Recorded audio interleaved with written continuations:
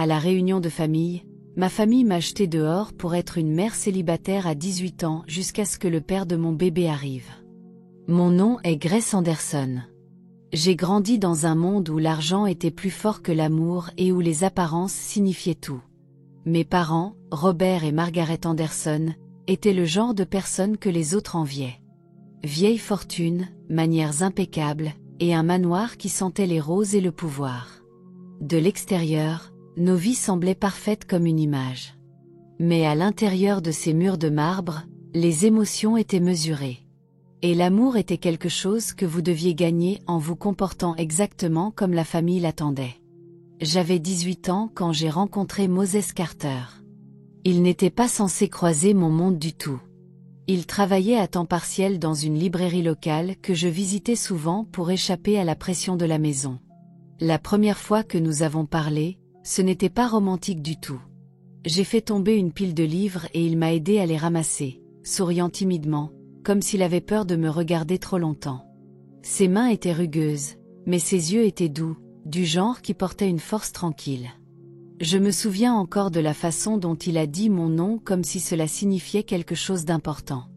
La connexion entre nous a été instantanée mais innocente au début. Nous nous rencontrions dans le parc, parlions pendant des heures de tout, des livres, de la musique, des rêves. Il m'a dit qu'il voulait démarrer sa propre entreprise un jour, et j'ai ri, en disant que je voulais échapper à mes parents et juste respirer. Nous sommes tombés amoureux tranquillement, prudemment, comme deux personnes essayant de protéger quelque chose de fragile. Pendant des mois, j'ai caché notre relation à ma famille. Je savais ce qu'ils diraient. Moses n'était pas de notre genre. Ma mère m'a dit un jour, « Grace, on ne se marie pas pour l'amour, on se marie pour l'héritage. » Elle voulait que je sorte avec les fils d'avocats et de banquiers, pas un garçon qui roulait en vieux vélo pour aller travailler et partageait un appartement avec 2 colocataires. Mais l'amour ne vérifie pas les relevés bancaires. Ça arrive simplement. Quand j'ai réalisé que j'étais enceinte, j'ai eu l'impression que le monde s'arrêtait. Je me suis assise par terre dans la salle de bain avec le test en main, tremblant si fort que je pouvais à peine respirer. J'étais terrifiée, mais étrangement pleine d'espoir aussi. Moses allait être père et j'allais avoir quelqu'un qui m'appartenait vraiment.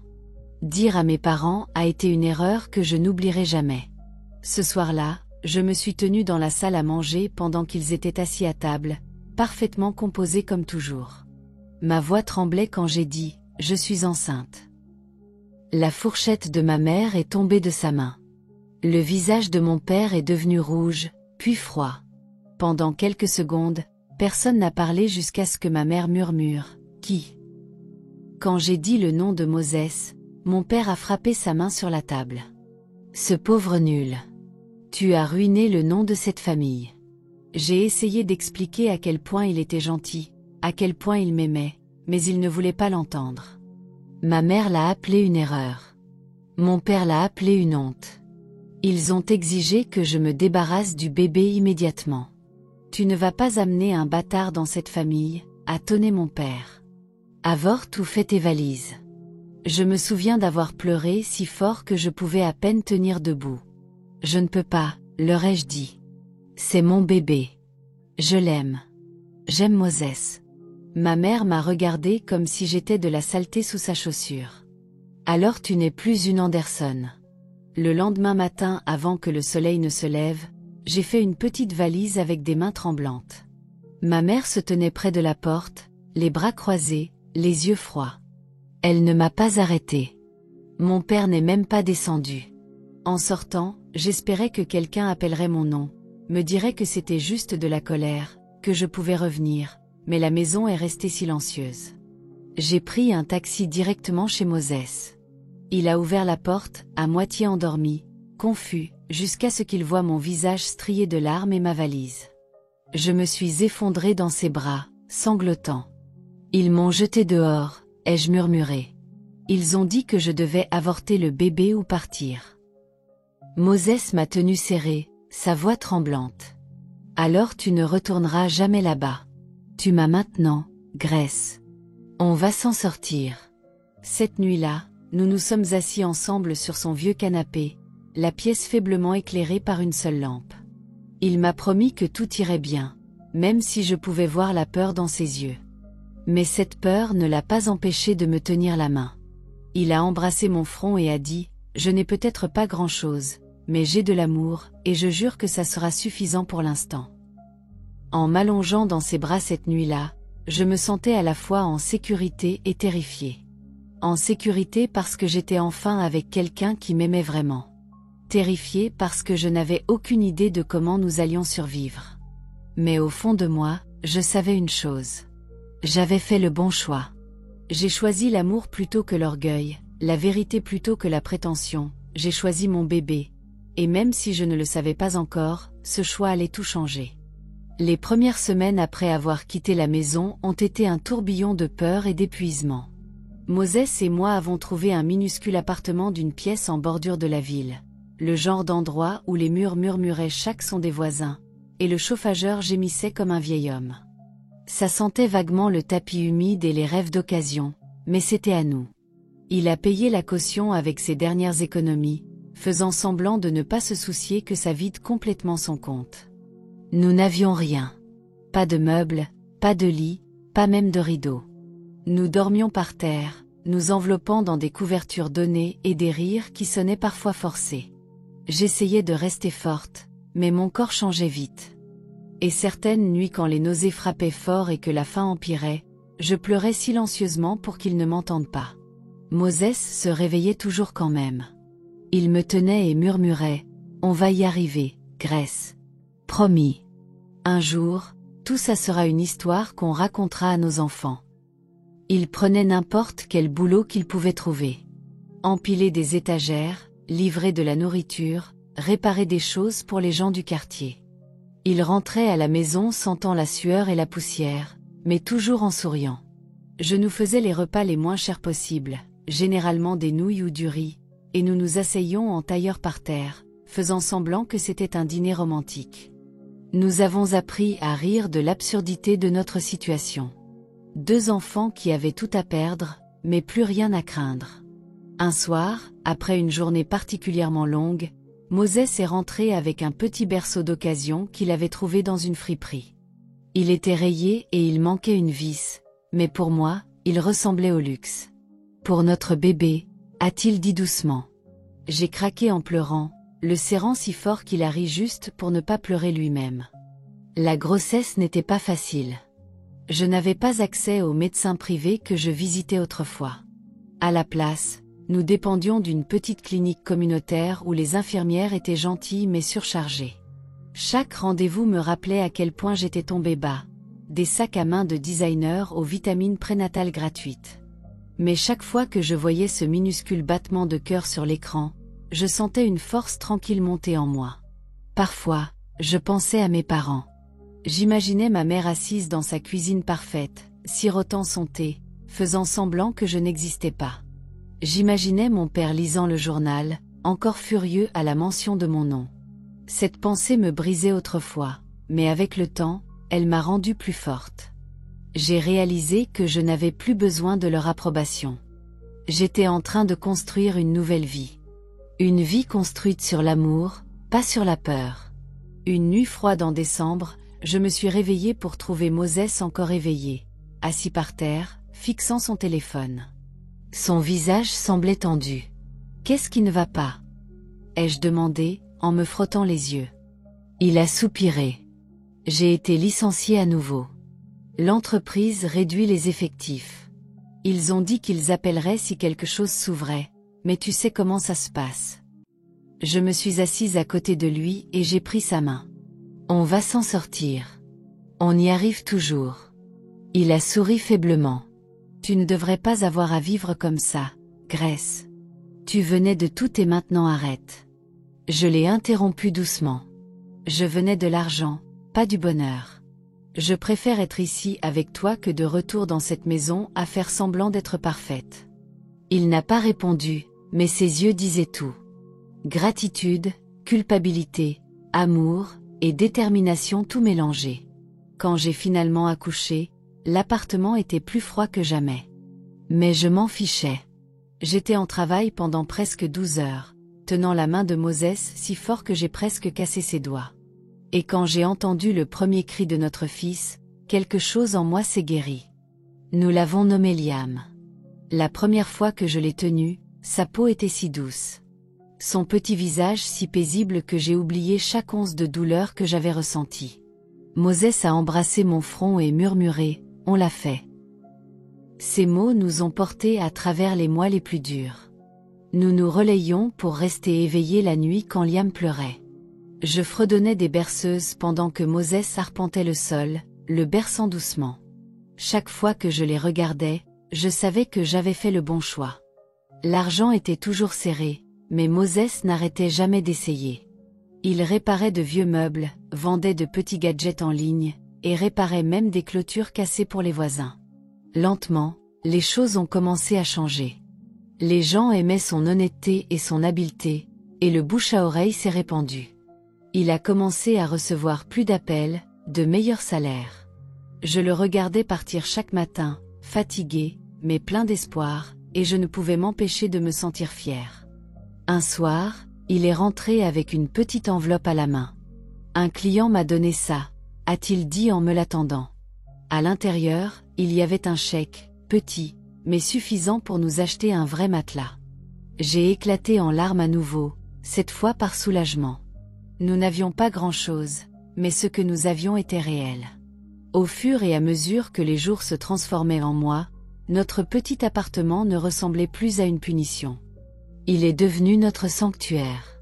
Nous rions plus fort, rêvions plus grand, et apprenions à vivre avec moins. Moses me rappelait encore chaque soir, « Je vais y arriver un jour, Grace. Tu verras. » Et chaque fois, je souriais et répondais, « J'ai déjà tout ce dont j'ai besoin. » Je n'ai jamais cru au miracle jusqu'à ce que j'en voie un se produire juste sous mes yeux. Ça a commencé un matin ordinaire. Liam venait d'avoir 1 an, et Moses se précipitait pour un autre travail de réparation. Il m'a embrassé sur le front, son au revoir habituel, et a murmuré « Je serai à la maison avant le dîner ». J'ai souri, ajustant la couverture de Liam, ne sachant pas que ce jour-là allait tout changer. Moses était allé réparer un générateur pour un homme riche qui venait d'emménager dans le quartier. L'homme, un investisseur en technologie nommé Monsieur Raymond, avait du mal à faire fonctionner son alimentation de secours avant une réunion importante. Tous ceux qui l'avaient appelé l'avaient laissé tomber jusqu'à ce que Moses arrive. Plus tard ce soir-là, quand il est rentré, il semblait secoué. « Grace », a-t-il dit, les yeux écarquillés. « Tu ne vas pas croire ce qui vient de se passer. » J'ai posé le bol de bouillie que je donnais à Liam. « Qu'est-ce qui ne va pas? Est-ce que quelque chose est arrivé ?» Il a ri, à moitié incrédule, à moitié joyeux. L'homme que j'ai aidé aujourd'hui, il possède une entreprise de technologie. Il a dit qu'il cherchait quelqu'un comme moi. Il m'a offert un contrat à temps plein, 3 fois ce que j'ai jamais gagné, et il veut que je l'aide à gérer sa logistique. J'ai cligné des yeux. 3 fois? Tu es sérieux? Moses a hoché la tête, encore étourdi. Il a même dit qu'il m'aiderait à démarrer ma propre entreprise si je le voulais un jour. Je n'ai même pas réalisé que je pleurais jusqu'à ce qu'il me prenne dans ses bras. Pour la première fois depuis longtemps, j'ai ressenti quelque chose que je n'osais pas ressentir. L'espoir. Ce n'était que le début. En quelques mois, Moses a commencé à apprendre tout ce qu'il pouvait sur le métier. Monsieur Raymond est devenu son mentor, lui enseignant les affaires, les investissements et la technologie. Moses absorbait tout comme une éponge. Il ne réparait plus seulement des choses. Il construisait un avenir. Il rentrait à la maison avec des cahiers pleins de plans, d'idées et de croquis. Nous restions éveillés tard à parler de rêves, de posséder une maison, de démarrer une entreprise, de donner à Liam une meilleure vie. Il n'arrêtait jamais de m'inclure dans chaque détail. « C'est notre rêve, Grace », disait-il toujours. « Nous avons commencé de rien ensemble, et nous nous élèverons ensemble. » Au moment où Liam a eu 2 ans, Moses avait lancé sa propre petite entreprise de maintenance technologique. Les premières semaines ont été difficiles, mais ensuite sont venus les contrats. De grandes entreprises ont commencé à appeler. Un jour, sorti de nulle part, un gros accord d'investissement a été conclu. Et juste comme ça, Moses Carter est devenu millionnaire. Quand il me l'a dit, je l'ai juste fixée, complètement silencieuse. Il a souri doucement, tendant un jeu de clés. Notre nouvelle maison, a-t-il dit. Nous avons roulé jusqu'en bordure de la ville, et elle était là, une énorme et belle maison avec des fenêtres en verre, des sols en marbre, et un grand jardin où Liam pouvait jouer. Je ne pouvais pas arrêter de pleurer. De dormir par terre à être debout dans notre propre manoir. Ça semblait irréel. Moses a essuyé mes larmes et a dit « Tu te souviens de la nuit où je t'ai promis que j'y arriverais ? Ce n'est que le début. » Il le pensait vraiment. Il n'a pas seulement construit une entreprise, il a construit un empire. Il s'est associé à des investisseurs, a étendu son entreprise à l'étranger, et en 2 ans, son nom était dans les magazines et les émissions de télévision sur les affaires.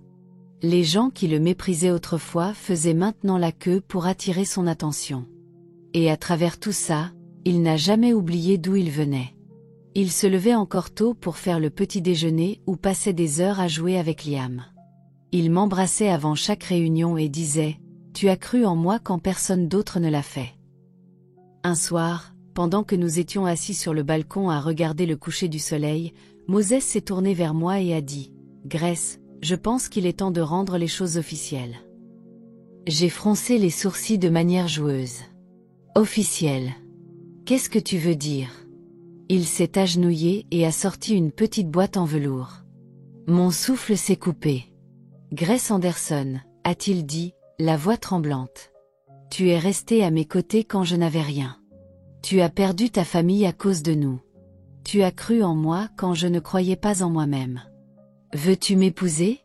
J'ai éclaté en larmes instantanément. Liam, debout à proximité, a applaudi comme s'il savait ce qui se passait. Je pouvais à peine parler. « Oui », ai-je murmuré puis plus fort. « Oui, Moses, 1000 fois oui. » Il a glissé la bague à mon doigt. Un beau diamant qui scintillait comme les étoiles au-dessus de nous et m'a embrassé profondément. Cette nuit-là, alors que j'étais allongée au lit à côté de lui, fixant la bague à ma main. Je ne pouvais pas arrêter de penser à ma famille, ceux qui m'avaient jeté dehors, ceux qui disaient que j'avais ruiné leur nom. Et c'est là qu'une idée m'a frappée. La réunion annuelle de ma famille approchait. Je n'y avais pas assisté depuis 3 ans, mais cette fois, je voulais y aller, pas pour leur prouver qu'ils avaient tort, mais pour leur montrer ce que l'amour et la persévérance pouvaient construire. Moses a accepté immédiatement. « Allons-y », a-t-il dit avec un sourire confiant. Mais cette fois, nous y allons à notre façon. Je ne savais pas encore ce qu'il voulait dire, mais je l'ai découvert bientôt. J'ai à peine dormi la nuit avant la réunion. Mon cœur oscillait entre peur et excitation. Pendant 3 ans, je n'avais pas vu mes parents. Je ne savais pas s'ils m'embrasseraient ou me claqueraient la porte au nez. Quand le matin est arrivé, je me suis tenue devant mon miroir, fixant mon reflet.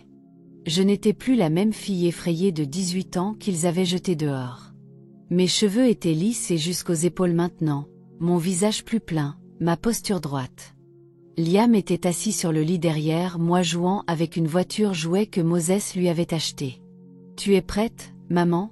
a-t-il demandé, levant les yeux avec ses grands yeux curieux qui reflétaient ceux de son père. J'ai souri. « Je pense que oui, bébé. » Moses est entré dans la pièce, ajustant sa veste de costume. Il était si beau que ça m'a serré la poitrine.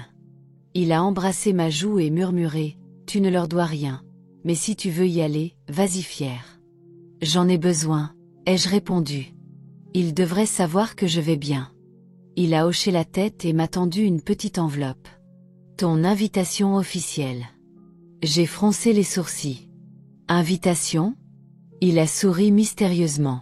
« Tu verras. » Je ne l'ai pas questionné plus.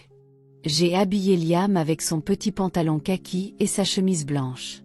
Nous avons roulé dans l'une des voitures de Moses, une Tesla noire élégante. Et quand nous nous sommes garés près du manoir de ma famille, mon estomac s'est noué. L'endroit semblait exactement le même. Grand colonne, pelouse taillée, et ce sens d'orgueil intouchable qui me faisait me sentir petite autrefois. Je me suis garée de l'autre côté de la rue, j'ai pris la main de Liam, et j'ai marché vers la porte. Je pouvais entendre les rires et la musique déborder du jardin arrière. J'ai hésité. Pendant un moment, j'ai presque fait demi-tour, mais Liam a tiré ma main. « Allez, maman !» Nous avons franchi la porte. Ma mère a été la première à me voir. Elle s'est figée au milieu d'un rire, tenant un verre de vin. « Grace !» a-t-elle dit sèchement comme si le nom lui-même était une offense. Chaque tête s'est tournée. Mon père a levé les yeux d'une conversation, son sourire s'évanouissant. « Qu'est-ce que tu fais ici ?» J'ai avalé difficilement. « C'est la réunion de famille », ai-je dit doucement. « Je suis venue voir tout le monde et vous inviter à quelque chose de spécial. » Le silence qui a suivi était lourd. Puis ma tante Suzanne l'a brisé avec un ricanement. « Nous inviter à quoi ? Un autre scandale. » J'ai senti ma gorge se serrer, mais j'ai gardé ma voix stable. « À mon mariage ?» Ma mère a ri court et amer. « Mariage ? Avec qui ? Ce bricoleur pour qui tu as jeté ta vie aux orties. Son nom est Moses, ai-je dit en me redressant. Et oui, avec lui. Quelqu'un a murmuré. Incroyable. Et j'ai vu le visage de mon père se tordre de dégoût. Tu entres ici avec un enfant hors mariage et tu penses qu'on va célébrer. Grace, tu as embarrassé cette famille assez. Nous t'avons dit ce qui arriverait si tu prenais ce chemin. Je pouvais sentir les yeux de tout le monde sur moi, brûlant des trous dans ma peau. Mes doigts tremblaient, mais j'ai tiré Liam plus près. Je ne suis pas venue ici pour me battre. Je pensais juste que peut-être vous voudriez savoir que je suis heureuse, que nous allons bien. La voix de ma mère était de glace. Allez bien. Tu es une mère célibataire à 19 ans. Grace, une mère célibataire sans dignité restante. La petite main de Liam a serré la mienne plus fort. Je pouvais entendre mon propre pouls dans mes oreilles. S'il vous plaît, maman. Je juste assez. Mon père a aboyé. Tu ne fais plus partie de cette famille. Tu as fait ton choix. Maintenant vis avec. La musique s'est arrêtée. Même les enfants jouant sur l'herbe se sont tus. Ma poitrine me faisait si mal que j'ai pensé que j'allais m'évanouir. Papa, ai-je murmuré. Je voulais juste. Sors d'ici. Les mots ont frappé plus fort que je ne m'y attendais.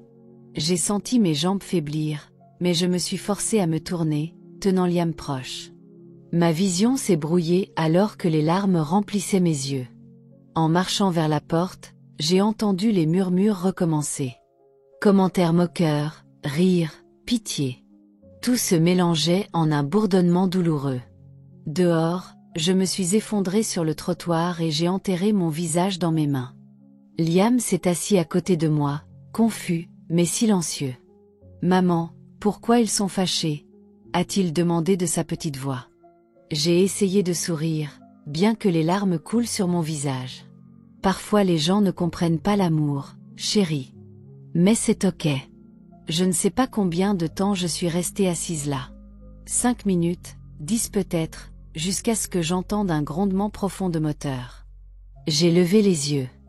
Un convoi de SUV noirs élégants tournait dans la rue. Le genre de scène qui faisait s'arrêter et fixer tout le monde autour. Une voiture, puis 2, puis 5.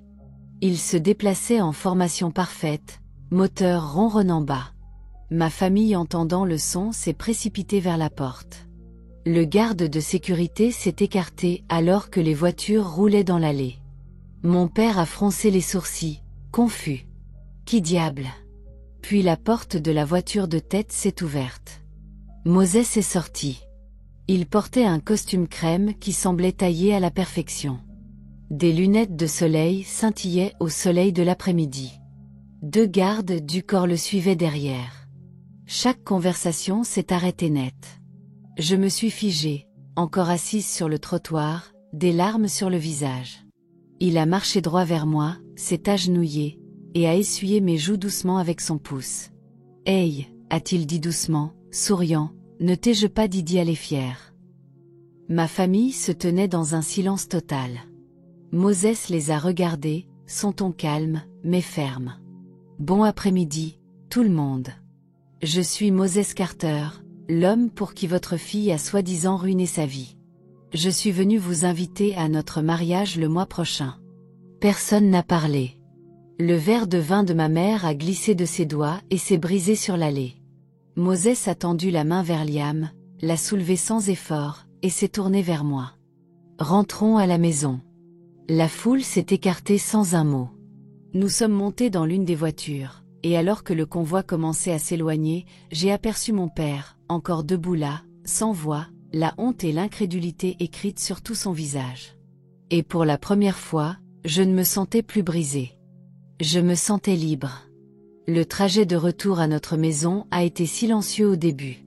Je tenais Liam serré contre moi, fixant par la fenêtre alors que le convoi glissait à travers les rues. Mon cœur battait encore de ce qui venait de se passer. Moses a tendu la main pour la mienne. « Grace », a-t-il dit doucement. « Je suis désolé que tu aies dû traverser ça à nouveau. » J'ai secoué la tête. « Tu n'as rien à t'excuser, Moses. Tu m'as donné plus que je n'ai jamais rêvé. Je ne m'attendais pas à ce que ça fasse aussi mal. » Il a serré ma main doucement. « Tu as le plus grand cœur que je connaisse. Mais tu ne leur dois pas encore le pardon. Ils doivent le gagner. » Je n'ai pas répondu. Mon esprit repassait la scène encore et encore. Les visages de mes parents, le choc, le silence, la honte. Je m'étais imaginé ce moment 100 fois, mais ça ne semblait toujours pas réel. Quand nous sommes arrivés à la maison, le garde de sécurité a ouvert la porte de notre manoir. Liam était déjà endormi dans mes bras. Moses l'a soulevé soigneusement et l'a porté à l'intérieur. La maison brillait de lumière douce. Le parfum des roses du jardin dérivait à travers les portes ouvertes. Je me suis assise sur le canapé et j'ai pris une profonde respiration. Tout semblait surréaliste.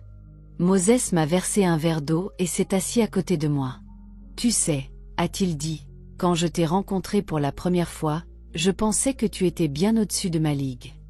Maintenant regarde-nous. » J'ai souri faiblement. « Tu as construit cette vie, Moses. Tu l'as rendue possible. » Il a secoué la tête. « Non, Grace. Nous l'avons construite ensemble. Tu es resté à mes côtés quand je n'avais rien. N'oublie pas ça. » Cette nuit-là, après avoir mis Liam au lit, je suis sortie sur le balcon seule. Les lumières de la ville s'étendaient loin au-delà des collines. L'air était frais, silencieux, paisible. J'ai pensé à mes parents, à comment la richesse et l'orgueil les avaient aveuglés. J'ai aussi pensé à la fille que j'étais autrefois. Jeune, effrayée, désespérée d'approbation. Je ne savais pas s'il tendrait la main un jour, mais j'ai prié silencieusement qu'il trouve la paix aussi. Le lendemain matin, pendant que nous prenions le petit déjeuner, mon téléphone a sonné. C'était un numéro que je n'avais pas vu depuis des années. Ma mère. Mon cœur s'est presque arrêté. Moses m'a fait un signe de tête encourageant. J'ai répondu « Allô ». Pendant un moment, tout ce que j'ai entendu était une respiration, puis sa voix, tremblante, brisée. « Grace. »« Oui, maman. C'est moi. » Il y a eu un silence à nouveau, puis un petit sanglot. Je ne sais pas quoi dire. Nous avions tellement tort. Ton père. Il n'a même pas pu dormir la nuit dernière. J'ai avalé difficilement, les larmes remplissant instantanément mes yeux. Maman, je ne suis pas venue là pour blesser qui que ce soit. Je voulais juste que vous sachiez que je vais bien, que je suis heureuse. Je l'ai vu, a-t-elle murmuré. Moses est ton fils, il est beau. Sa voix s'est brisée. Nous étions aveuglés par l'orgueil. Nous pensions que protéger notre nom signifiait tout. Mais nous t'avons oublié. Peux-tu nous pardonner un jour ? Ma poitrine s'est serrée. Pendant un moment, je ne pouvais pas parler. Moses a tendu la main pour la mienne à nouveau, soutien silencieux. Je l'ai déjà fait, ai-je enfin dit. Je vous ai pardonné il y a longtemps. Elle a commencé à pleurer doucement à l'autre bout. Ton père veut te voir. Si tu nous laisses. J'ai souri à travers mes larmes. Nous viendrons ce soir. Quand j'ai raccroché, Moses a juste souri. Tu vois, l'amour gagne toujours. Ce soir-là, nous nous sommes habillés simplement. Pas de convoi, pas de vêtements chics, juste nous. Quand nous sommes arrivés, le même gardien qui m'avait dit de partir autrefois nous a salués nerveusement. Ma mère a couru dehors pour me rencontrer avant même que nous atteignions la porte. Elle m'a serré fort, pleurant si fort que j'ai commencé à pleurer aussi. « Je suis désolée, bébé. Je suis tellement désolée, répétait-elle. Mon père se tenait quelques pas derrière, raide au début. Puis son expression s'est adoucie. Tu nous as prouvé que nous avions tort, Grace, a-t-il dit calmement. Tu n'avais pas besoin de notre argent ou de notre influence. Tu as construit ta vie sur l'amour. Je suis fière de toi. Ces mots, je suis fière de toi, m'ont touché plus profondément que tout le reste. Il s'est tourné vers Moses. Fils, a-t-il dit, tendant la main. Tu es un bon homme. Merci d'avoir pris soin de notre fille quand nous l'avons laissée tomber. Moses lui a serré la main fermement. Merci, monsieur. Ça signifie beaucoup. À l'intérieur, nous nous sommes assis pour dîner ensemble. La tension fondant lentement en rire. Liam courait autour du salon en riant, montrant ses voitures jouets. Mon père l'a soulevé et a dit « Tu as le sourire de ta maman, petit homme. » Cette nuit-là, pour la première fois depuis des années, je me sentais entière à nouveau. Quand nous sommes rentrés à la maison, j'ai bordé Liam au lit et suis allée dans notre chambre où Moses m'attendait. Il a levé les yeux et a souri. « Alors, Madame Carter à venir. Sommes-nous prêts pour ce mariage ?» J'ai ri, enfin détendue. Plus que prête. Il s'est approché et a embrassé mon front. « Tu mérites chaque once de bonheur qui arrive vers toi, Grace. Tu t'es battue pour ça. » J'ai souri vers lui. « Non, nous nous sommes battus pour ça ensemble. » En m'endormant cette nuit-là, une vérité résonnait dans mon esprit. L'amour m'avait sauvée. L'amour pour Moses, l'amour pour mon enfant, et éventuellement même l'amour pour la famille qui m'avait autrefois rejeté. Parfois la vie a une façon d'écrire ses propres histoires de rédemption. Et celle-ci était la mienne. Le matin de mon mariage, je me suis réveillée avant le lever du soleil. La maison était calme et paisible, mais mon cœur battait vite d'excitation.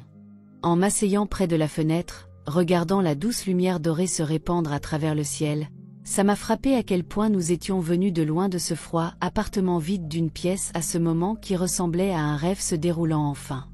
Moses était en bas, probablement en train de vérifier quelque chose avec le planificateur. Il avait géré chaque dernier détail lui-même, refusant de me laisser stresser.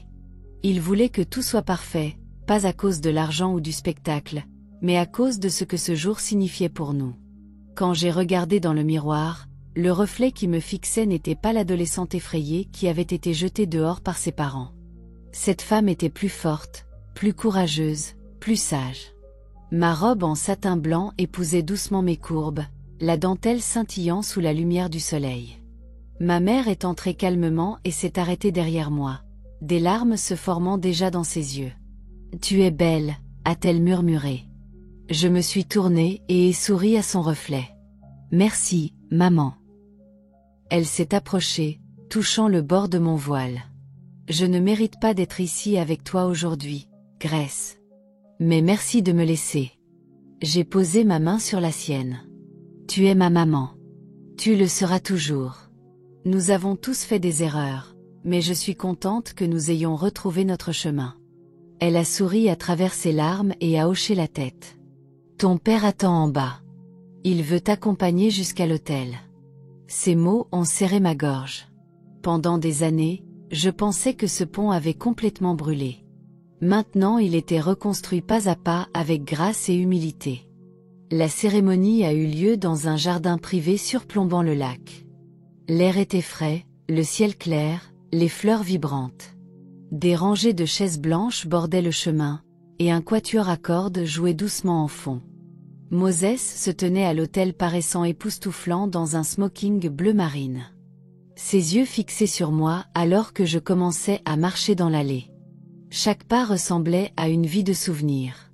Être jeté dehors, les nuits où nous avions faim, les larmes, les rires, le minuscule appartement, le miracle de la naissance de Liam, et l'homme m'attendant au bout de tout ça.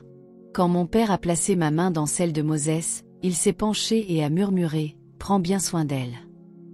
Moses a souri et a répondu, toujours. La cérémonie était petite, mais profondément émouvante. Nos vœux n'étaient pas juste des promesses. Ils étaient un reflet de tout ce que nous avions enduré. Moses a parlé en premier, voix basse et stable. Grèce, quand je n'avais rien, tu étais mon tout. Tu as vu un avenir quand je ne voyais que la lutte. Tu as cru en moi avant que le monde ne connaisse mon nom. Je jure d'honorer cet amour chaque jour pour le reste de ma vie. Ma voix tremblait quand c'était mon tour. Moses, tu as transformé ma douleur en but, ma peur en foi. Tu m'as fait voir que la maison n'est pas un lieu, c'est une personne. Tu es ma maison. Au moment où nous avons échangé les anneaux, même les invités les plus durs essuyaient des larmes. Quand l'officiant nous a déclarés mari et femme, Moses m'a embrassé et la foule a éclaté en applaudissements. Quelque part au premier rang, j'ai vu mes parents applaudir à travers leurs larmes. Liam, assis sur les genoux de ma mère, a acclamé fort. C'est ma maman et mon papa. Tout le monde a ri. La réception qui a suivi était élégante mais remplie de chaleur. Il n'y avait pas de prétention, pas de démonstration de statut, juste de la joie. Mon père a porté un toast qui a fait taire la foule. Il a levé son verre et a dit « J'ai autrefois cru que l'amour sans richesse était stupide, mais aujourd'hui je me tiens corrigé. » Ma fille et son mari m'ont appris que la vraie richesse réside dans la foi, la loyauté, et le courage d'aimer sans condition. Moses a serré ma main sous la table. J'ai regardé autour au visage souriant, la famille qui m'avait autrefois renié, maintenant dansant avec mes amis, riant avec Liam, embrassant l'homme qu'il méprisait autrefois. Plus tard cette nuit-là, quand la musique s'est adoucie et que les étoiles ont rempli le ciel, Moses et moi sommes sortis dehors pour un moment calme seul. Le reflet des guirlandes lumineuses scintillait à travers le lac. Il a passé son bras autour de mes épaules. Penses-tu parfois à où nous avons commencé? J'ai souri. Tous les jours ça me garde reconnaissante. Il a embrassé le côté de ma tête. Peu importe à quel point nous nous élevons. Je n'oublierai jamais cette fille qui a cru en moi quand je dormais par terre. Et je n'oublierai jamais l'homme qui a réalisé tous mes prières. Ai-je répondu doucement. Nous sommes restés là longtemps. La brise nocturne fraîche contre notre peau. Le son des rires résonnant derrière nous. À ce moment, j'ai réalisé quelque chose de profond. Notre histoire n'était pas juste sur la lutte ou l'amour. C'était sur la grâce, le pardon, et la belle façon dont la vie cercle parfois pour guérir ce qui était autrefois brisé. J'ai levé les yeux vers Moses, mon cœur plein. Nous l'avons fait, ai-je murmuré. Il a souri, les yeux brillants. Non, Grèce. Nous venons juste de commencer. Alors que les feux d'artifice illuminaient le ciel, le rire de Liam portait à travers l'air. Et je savais sans aucun doute que chaque larme, chaque rejet, chaque pas douloureux en valait la peine. Parce que tout m'a mené droit ici dans les bras de l'homme que j'aimais, entouré par la famille qui avait enfin appris ce que l'amour signifiait vraiment. Et pour la première fois depuis toujours, je me sentais complètement belle à la maison.